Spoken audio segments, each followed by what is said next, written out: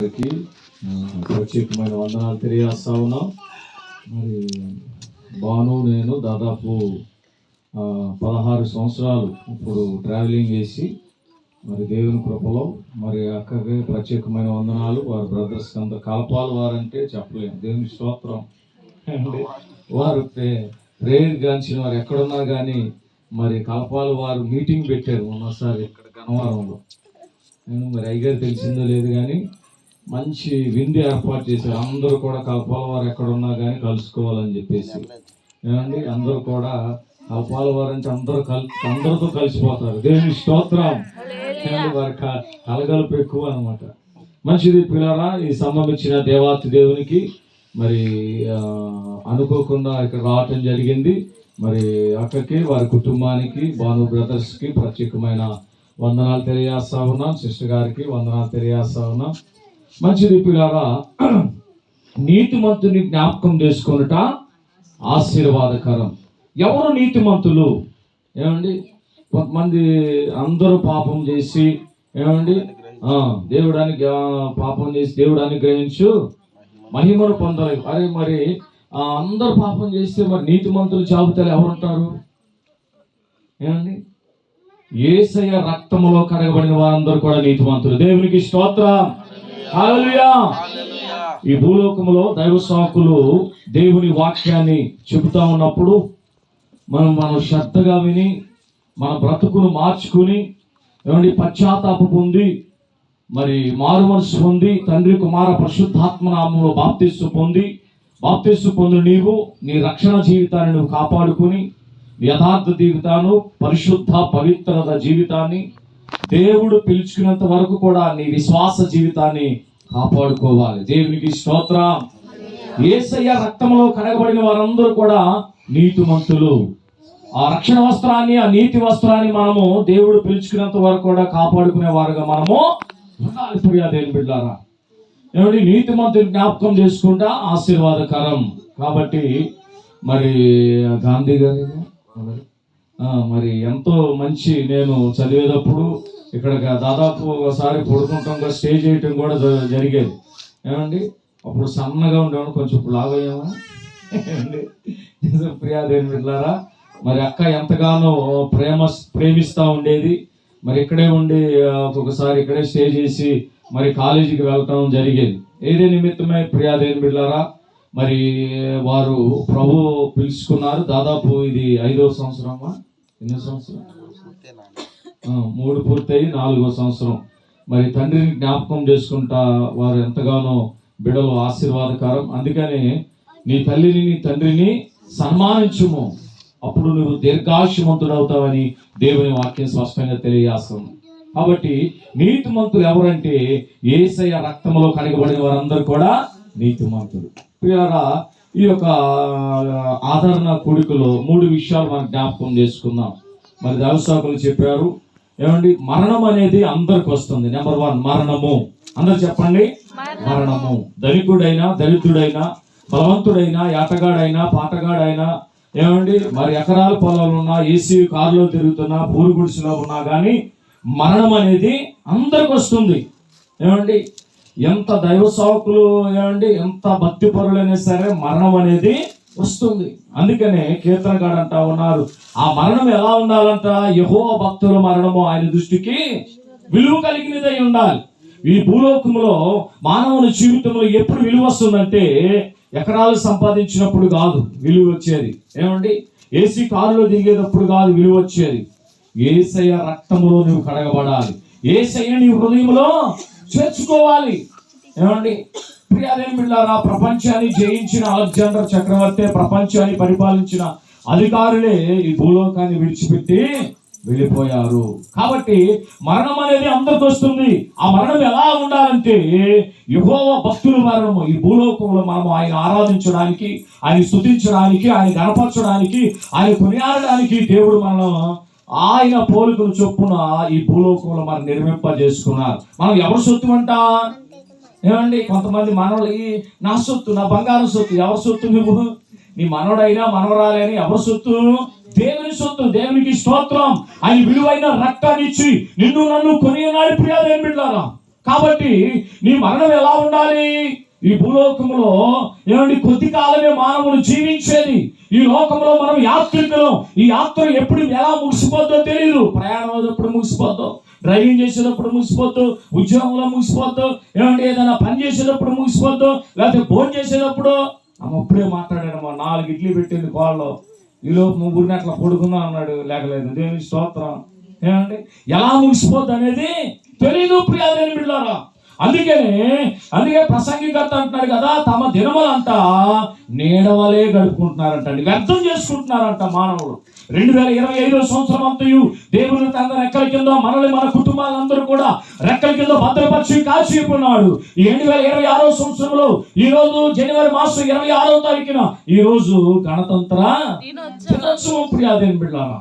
ఏమండి పిల్లలందరూ కూడా చక్కగా స్కూల్లోకి వెళ్ళి ఏమండి జెండా ఎగరేసి చాక్లెట్లు, బిస్కెట్లు.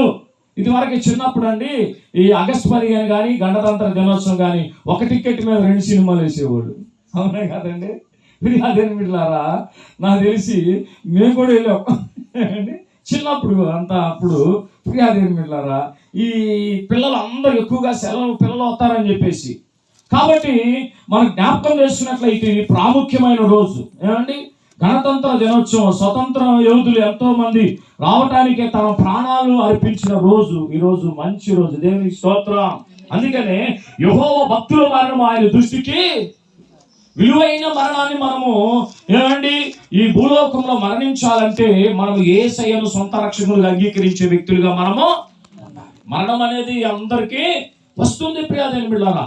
ఆ మరణము నుంచి నువ్వు లేపబడాలంటే, ఆ మరణము నుంచి నువ్వు విడిపించబడాలంటే ఏమండి సజీవుడైన యేసుక్రీస్తు ప్రభులు వారిని సొంత రక్షకులుగా అంగీకరించాలి. రెండవదిగా నిరీక్షణ. అపొస్తలుడైన పౌలు దశలోనికీయులకు రాసిన పత్రికలో మనం చూసినట్లయితే ఏమండి ప్రభువునందు మృతులందు వారు మొదట లేపబడతారు అంటున్నాడు. ఎప్పుడు లేపబడతారు? ఎలా మృతులందు ఈ లోకానుసారమైన జీవితాన్ని జీవించి ఏమండి వారు లేపబడతారండి?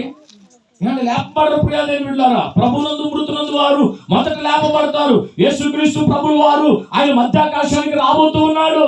మొట్టమొదటిగా ఆయన దీనుడిగా వచ్చాడు. మొన్నటిదాకా మనము అయ్యగారికి విరామలేని పరిచయం చేశారు. దేవునికి స్తోత్రం. ఏమండి సెమీ క్రిస్మస్ ఏమండి ఇంట్లో ఖాళీ లేదు ప్రియాదేని, ఎన్ని ప్రార్థనలు, దేవునికి స్తోత్రం. తర్వాత జనవరి ఏమండి కొంత ఫ్రీ అయ్యి ఉంటారేమో అనుకుంటున్నాయి. అయ్యగారు ఎప్పుడు ఫ్రీ ఉండరు అనుకోండి. దేవునికి స్తోత్రం. ఏమండి నెలకు ఒక ప్రోగ్రామ్ మీటింగ్ పెద్దోళ్ళని తీసుకొస్తారు. ఏమండి మంచిది ప్రియాదేని బిడ్డలారా. దేవుని సువార్తను ప్రకటన చేయాలనే భారం, కొన్ని నూతన ఆత్మలు రక్షణ వెలుగులోనికి నడిపించాలనే భారం సేవకునికి. దేవునికి స్తోత్రం. సంఘం దీవించబడాలనే భారం, సంఘం ఆశీర్వదించబడాలనే భారం, సంఘము ఏ బిడ్డలకి ఏ యొక్క ఏమండి లోటు ఉన్నా కానీ ప్రార్థన చేసి ఆ లోటును ఆశీర్వాదకరంగా దీవెనకరంగా మార్చాలనే సేవకుడి యొక్క భారం. దేవునికి స్తోత్రం. నమ్మిన వారందరూ ఏమండి దేవునికి స్తోత్రం చెబుతాం. నేను ముగిచేస్తాను ప్రియాదేని బిడ్డలారా. నిరీక్షణ. ప్రభువునందు మృతులందు వారు మొదట లేపబడతారు. క్రైస్తవ బిడ్డలుగా క్రీస్తు విశ్వాసుగా జీవిస్తున్న నీవు ఒక నిరీక్షణ అనేది ఉంది. ఎప్పుడంటే యేసుక్రీస్తు ప్రభువు వారు మధ్యాకాశానికి రాబోతూ ఉన్నాడు. ఆయన ఎలా రాబోతూ ఉన్నాడు? ఏమండి ఎలా రాబోతున్నాడంట? ఆర్భాటముతోను, ప్రధాన దూత శబ్దముతోను, దేవుని బోరతోను. ఏమండి ఆయన ఎక్కడి నుంచి రాబోతున్నాడు? పరలోకం నుండి రాబోతూ ఉన్నాడు. ఒక దినాన సమాధులు తెరబడతాయి. నమ్మిన వారందరూ గట్టిగా చప్పలు కొట్టి దేవుని నామమున సమాధులు తెరబడతాయి. సమాధుల నుంచి ప్రభువునందు మృతులందు వారు మహిమ శరీరముతో లేపబడతారు. ఏమండి పరిశుద్ధుల్ని కొనిపోవడానికి ఆయన రాబోతున్నాడు. ప్రియాదేని బిడ్డలారా, ఒకసారి నువ్వు జ్ఞాపకం చేసుకోవాలి. పరిశుద్ధంగా జీవిస్తా ఉన్నావా? పవిత్రంగా జీవిస్తా ఉన్నావా? యథార్థంగా జీవిస్తా ఉన్నావా? నీ రక్షణ వస్త్రాన్ని కాపాడుకునే రాలుగా ఉన్నావా లేదా? ఒకసారి నువ్వు పరీక్షించుకోవాలి. పరిశుద్ధాత్మ దేవుడి ఆదరణ కొడుకులో దేవుడు తెలియజేస్తా ఉన్నాడు. ప్రియాదేని బిడ్డలారా, ఆయన మధ్యాకాశానికి రాబోతూ ఉన్నాడు. ఆర్భాటముతోను, ప్రధాన దూత శబ్దముతోను, దేవుని బోరతోను ఆయన రాబోతూ ఉన్నాడు. సమాధులు తెరబడతాయి. ప్రభువునందు మృతులందు వారు లేపబడతారు. మహిమ శరీరముతో లేపబడతారు. యేసు రాజుగా వచ్చుచున్నాడు. లోకమంతా తెలుసుకుంటారు. రవి కోటి తేజుడు రమ్యమైన దేవుడు, రవి కోటి తేజుడు రమ్యమైన దేవుడు రారాజుగా వచ్చుచున్నాడు, యేసు రారాజుగా వచ్చుచున్నాడు. దేవునికి స్తోత్రం. మొదటిగా వీరుడుగా వచ్చాడు, రెండవదిగా యోధా గోత్ర సింహంగా రారాజుగా రాబోతున్నాడు. ఆయన నిన్ను నన్ను కొనుక్కోవడానికి నువ్వు సిద్ధముగా ఉన్నావా? నీ కుటుంబాన్ని సిద్ధపరచుకున్నావా? నీ బిడ్డల గురించి ప్రార్థన చేస్తావా? ఏమండి 2025 సంవత్సరం అంతా కాపాడాడు. ఈ 2026 సంవత్సరం అయినా సరే నా బిడ్డ రక్షణ పొందాలి, నా బిడ్డ మారుమనసు పొందాలి, నా కుటుంబం అంతా దీవించబడాలి. నా కుటుంబం అంతా యెహోషువ అన్నాడు కదా, నేను నా ఇంటి వారు యెహోవాను సేవించదము. ఒక్కరు కూడా నశించడానికి ఏమండి దేవునికి ఇష్టం లేదు. నశించిపోతున్న వారిని వెలికి రక్షించడానికి ఆ పరమాత్ముడే ఆ మహిమను వీడి భూలోకానికి వచ్చున్నాడు. ఆయన పేరు నజరేయుడైన యేసు. రెండు చేతుల పైకి దేవునికి స్తోత్రం చెబుదాం. ఆయన మధ్యాకాశానికి రాబోతూ ఉన్నాడు. రెండవ రాకడలో ప్రభువునందు మృతులైన వారు మొదట లేపబడతారు, మహిమ శరీరంతో లేపబడతారు. తర్వాత సజీవులైన మనము ఈ శరీరాన్ని విడిచి మహిమ శరీరం ధరించుకుని ఆయన కొనియాడబోతా ఉన్నావు. కొనియాడబోయే కృప నీకుందా?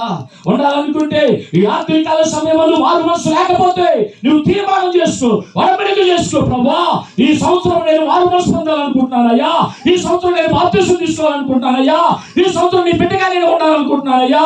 నా కుటుంబంలో అయ్యా నా బిడ్డలు మారు మనసు పొందలేదయ్యా, బాప్తిసం తీసుకోలేదయ్యా, నీకు విరోధంగా జీవిస్తా ఉన్నానయ్యా.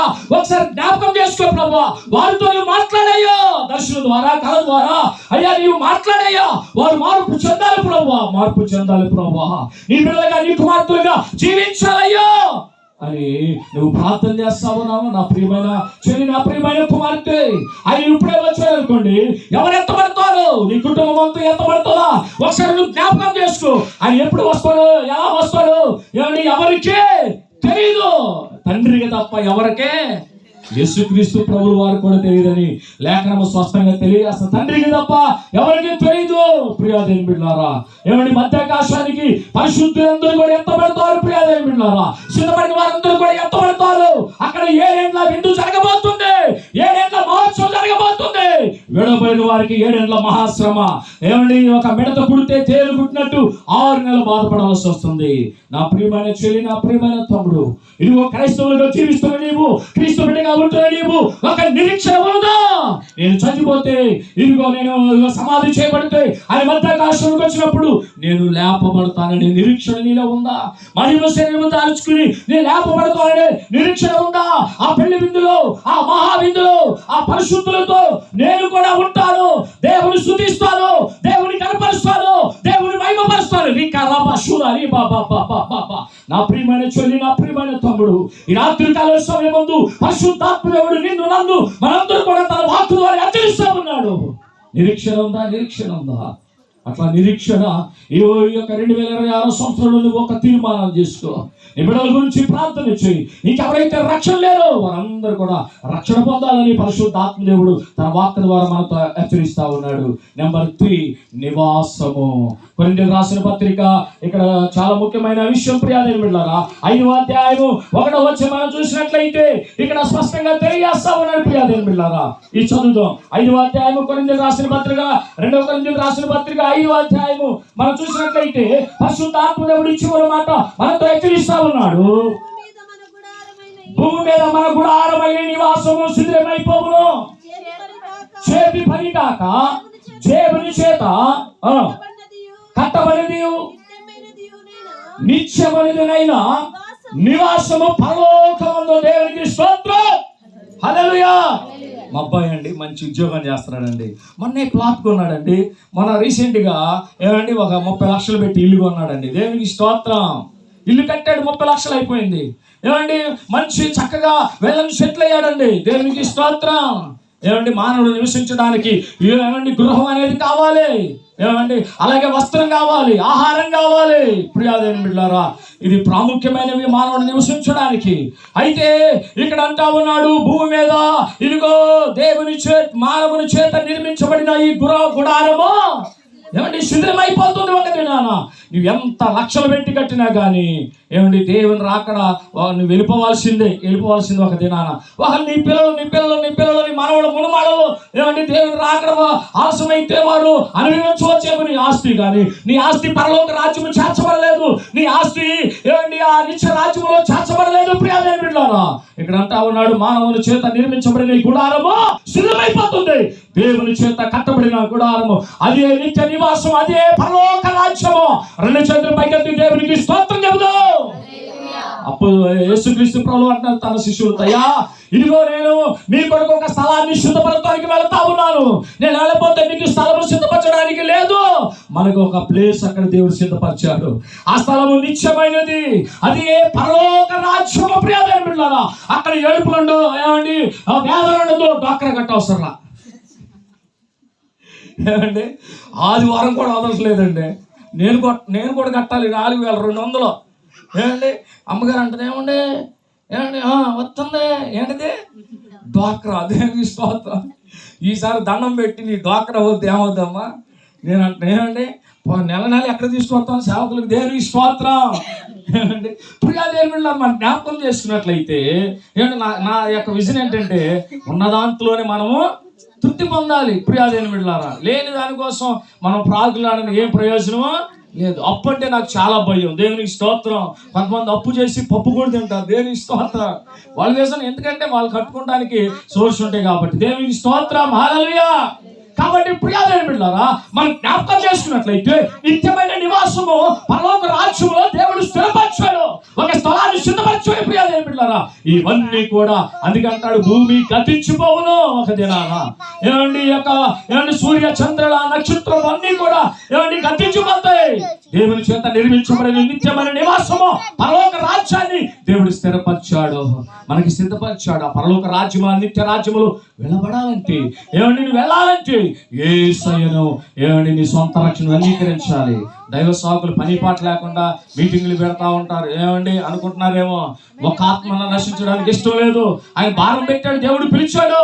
ఏమండి ప్రియాదేవి పిల్లలు మనం జ్ఞాపకం చేస్తున్నాం. నాకు ఆయన అండి, అయ్యా మరి నువ్వు ఇబ్బంది పడుతున్నావు కదా అయ్యగారు, జాబ్ చూశాను 14,000 జాబ్ అన్నాడు. దేవునికి స్తోత్రం. ఏమండి జాబ్ చూశాను ఇబ్బంది పడుతున్నాను. దేవుడు అండి జాబ్ చేసుకోవాలంటే నేను అసలు సేవకు వచ్చేవాడిని కాదు, జాబే చేసుకునేవాడిని. పిలిచిన వాడు నమ్మదగిన వాడు అండి. దేవునికి గట్టిగా చప్పలు కొట్టండి. పిలిచిన వాడు నమ్మదగిన వాడు. ఆయనే పోషిస్తాడు, ఆయనే సంరక్షిస్తాడు. ఏ దినమునకు ఆహారము ఏమండి ఏలియాను కాకులతో పోషించిన దేవుడు, సారేపతుల నరాలు కరువులో పోషించిన దేవుడు, ఏమండి ఆకాశ వాకిలి విప్ప పట్టణాలమంతా విస్తారమైన కృప ఆశీర్వాదాన్ని ఏమండి మరి కుటుంబానికి దేవుడు అనుగ్రహింపచేయును గాక. ఏమండి సేవకులను పోషించడండి నిజం. ప్రియాదేవి బిడ్డలారా, ఏమండి నేను ఎప్పుడు కూడా డబ్బు మీద ఆశపడినండి.